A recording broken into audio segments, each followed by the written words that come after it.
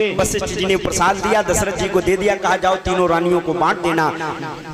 महाराज दशरथ जी गए, अर्ध भाग कौशल्या दीन्हा, आधा प्रसाद कौशल्या को दे दिया, उभय भाग आधे पुण्य कीन्हा, और जो आधा बचा था उसके दो हिस्से किए, एक सुमित्रा को, एक कैकेयी को दे दिया। तीनों रानियां प्रसाद ले लेकर के चली गई। तब तक रावण के पास फिर वायरलेस हो गया कि तुमने लाख प्रयास किया कौशल्या गर्भवती न बने, लेकिन श्रृंगी ऋषि ने यज्ञ करा दी है। ध्यान से समझना, ये गूढ़ प्रश्न है, गूढ़ रहस्य है। श्रृंगी ऋषि ने यज्ञ करा दी, अब कौशल्या मां बन जाएगी, प्रसाद खा लेगी। तो रावण ने कहा कोई बात नहीं, प्रसाद नहीं खाने देंगे। तुरंत उसने अपने दूत भेजे, तो एक राक्षसी थी इसके यहाँ जो बड़ी मायावी थी, उससे कहा जाओ तुम चील बन के जाओ और कौशल्या का प्रसाद ले आओ। कौशल्या प्रसाद नहीं खा पाएगी तो राम पैदा नहीं होंगे। तो वो चील गई, तो कौशल्या कैकेयी सुमित्रा के एक जैसे महल बने थे, तो वो ये न समझ पाई कौन महल है, वो सुमित्रा के महल में चली गई। तो नियम है प्रसाद मिले तो हाथ पैर धुल के शुद्धता पवित्रता के साथ खाना चाहिए। हम कुछ लोगों को देखते मिला तुरंत यहीं खान लगे हैं, जबकि हाथ पैर धुल के थोड़ा पवित्रता से प्रसाद खाना चाहिए, है ना। तो सुमित्रा हाथ पैर धुलने गई थी अपने कमरे में, और प्रसाद रखा था खिड़की के पास। चील आई और प्रसाद लेके उड़ गई। सुमित्रा ने देखा, अरे ले गई चील।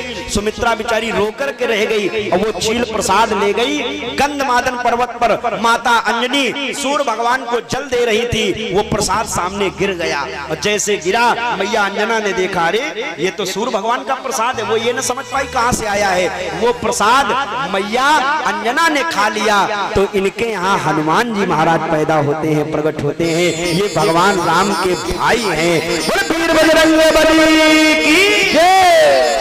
अब सुमित्रा रो करके बड़ी परेशान, मेरा प्रसाद चला गया, तो रानियां गर्भवती हो जाएंगी, हम तो रह जाएंगी। तो बेचारी दौड़ के गई बगल वाली कैकेयी के यहाँ। तीनों रानियों में बड़ा सामंजस्य था, बहनों की तरीके से। कैकेयी से रोने लगी, बहन हमारा प्रसाद तो छीन ले गई, अब हम क्या करें। कैकेयी ने कहा मत रो, चलो कौशल्या के पास। फिर वो कौशल्या के पास लेके गई, और सुमित्रा रोने लगी। दोनों बहनों के पैर पकड़ लिए, क्या हम भी बांझन रह जाएंगी। तो कौशल्या और कैकेयी ने भी प्रसाद खाया नहीं था। तो दोनों रानियों ने कहा चिंता न करो सुमित्रा, रो मत, तुम रोना बंद करो, और लो हम अपने प्रसाद से आधा आधा दे रही। तो दोनों रानियों ने अपने प्रसाद से आधा आधा काट करके और सुमित्रा को दे दिया है। इसीलिए कहते हैं प्रसाद ज्यादा से ज्यादा लोगों को बांट करके खिलाना चाहिए। अकेले खाने में जो स्वाद है वो तो अपने लिए है, लेकिन वही प्रसाद ज्यादा से ज्यादा लोगों के मुंह तक पहुंचेगा ना, तो उसका स्वाद कुछ और ही हो जाएगा। तो लिखा है कौशल्या कैकेयी हाथ धरी। ये बात, ये जो मैं आपको कथा सुना रहा हूं भले ही आपके लिए नई हो, लेकिन ये सत्य है। ये आनंद रामायण की कथा है, और यहां अर्धाली छिपी हुई है। कौशल्या कैकेयी हाथ धरी, दीन सुमित्रई मन प्रसन्न करी।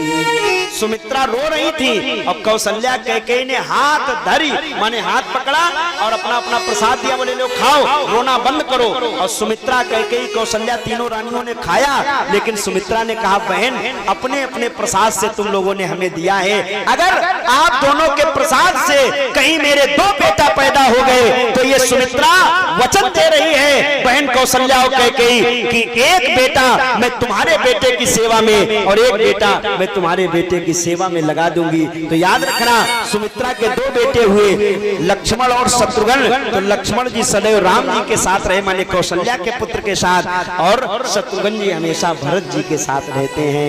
बोले भक्त और भगवान की।